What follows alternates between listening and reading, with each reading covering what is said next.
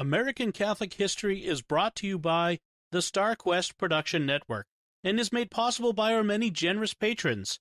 If you'd like to support the podcast, please visit sqpn.com/give.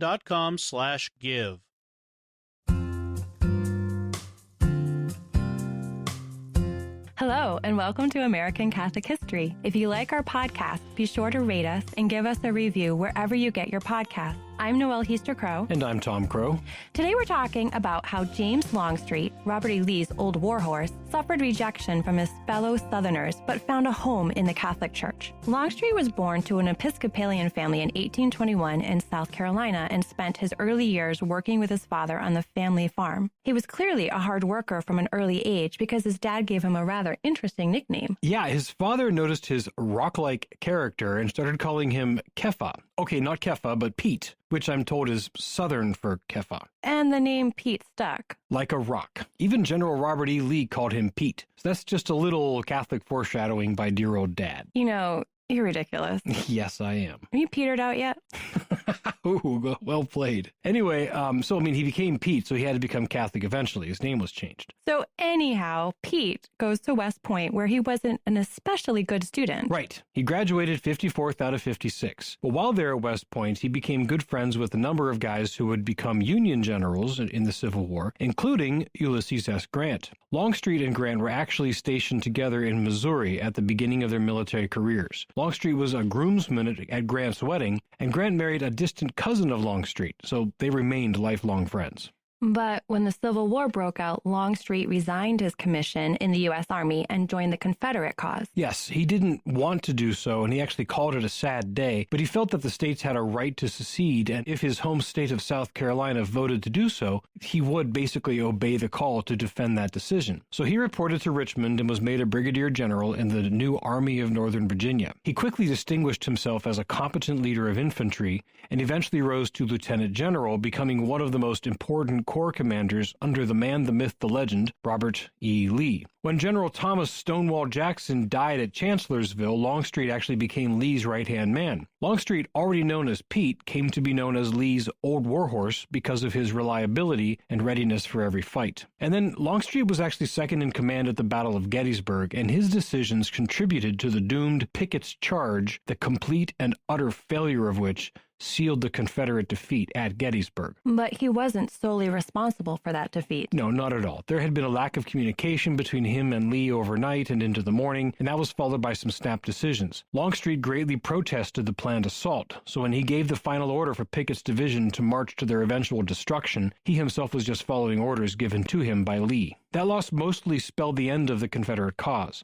Longstreet, fairly or not, was blamed for the disaster of Pickett's charge, and that would follow him for the rest of his life. So after Lee's surrender at Appomattox Courthouse in 1865, Longstreet went with his wife to live in New Orleans. Yeah, he certainly didn't have political aspirations, but he joined the Republican Party, which had been founded just a few years earlier to oppose slavery. Longstreet, like most Southern generals, expected to be arrested and tried for treason any day, but that day didn't come. The Reconstruction program sought to unite the country, and the victors, particularly generals like Ulysses S. Grant, recognized that harshly punishing the major figures like Lee and Longstreet would make it harder to heal the wounds of division. Right, and it's important to note that most Confederate officers followed the example set by both Lee and Longstreet, accepting defeat peacefully.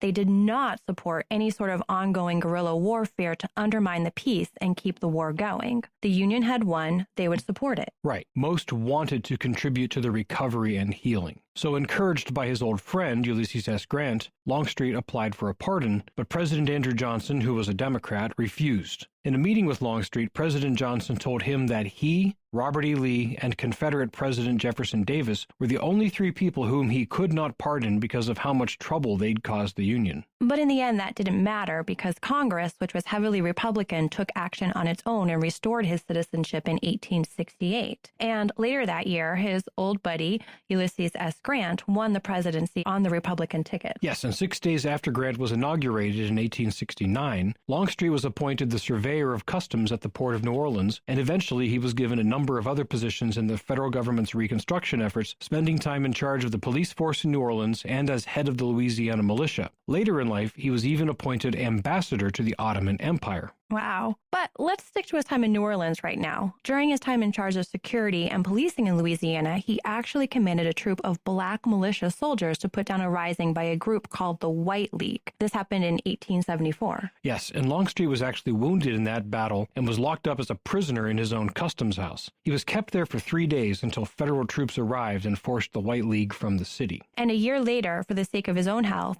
and the safety of his wife and 7 surviving children, he moved to Georgia. Right. So let's review. He was blamed by most Southerners for the defeat at Gettysburg, which ultimately meant losing the war. He became a Republican, which was the party of Abraham Lincoln. He used black troops against Southern whites, and he accepted multiple positions with the federal government. I'm really not sure what more he could have possibly done to have made his own life more difficult in the post-war South. Seriously. But you'd think all of that would be set aside at the church door, that when people came together to worship God, they would set aside such partisan and temporal differences, but that was not so. Longstreet noticed that when he went to church, again, he was a lifelong Episcopalian, the pews around him would empty. No one wanted to sit near him in church. He'd become such a pariah. And a Catholic priest, Father Abram Ryan, came to know about this and invited Longstreet to come to the Catholic Church. He assured Longstreet that he would not face such treatment at Mass, telling him that when Catholics came to church, they came to worship God and not to give vent to political animosities. And Father Ryan was certainly one who could speak to such a figure as Longstreet, because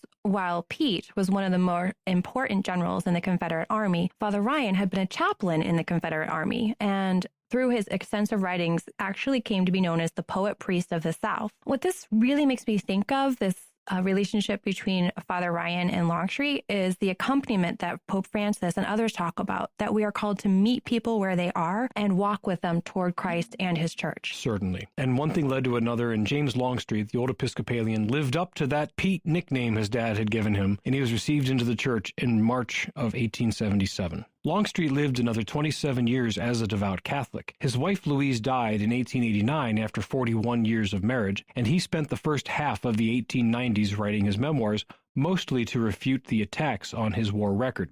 In 1897, he remarried. His second wife was a devout Catholic, Helen Dortch, and she was about 40 years younger than he. Helen Dortch Longstreet was an amazing woman who became known as the Fighting Lady. Among other things, she was the author of Georgia's Dortch Bill, which made it legal for a woman to serve as the state librarian. We'll definitely be talking more about the Fighting Lady in a future episode of American Catholic History. Certainly.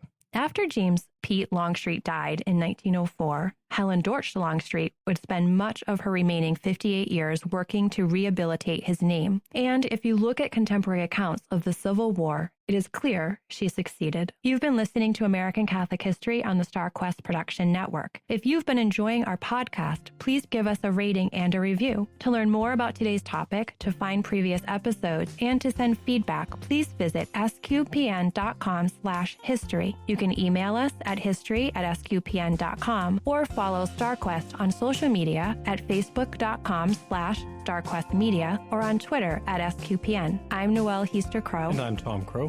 Thank you once again for joining us on American Catholic History on StarQuest.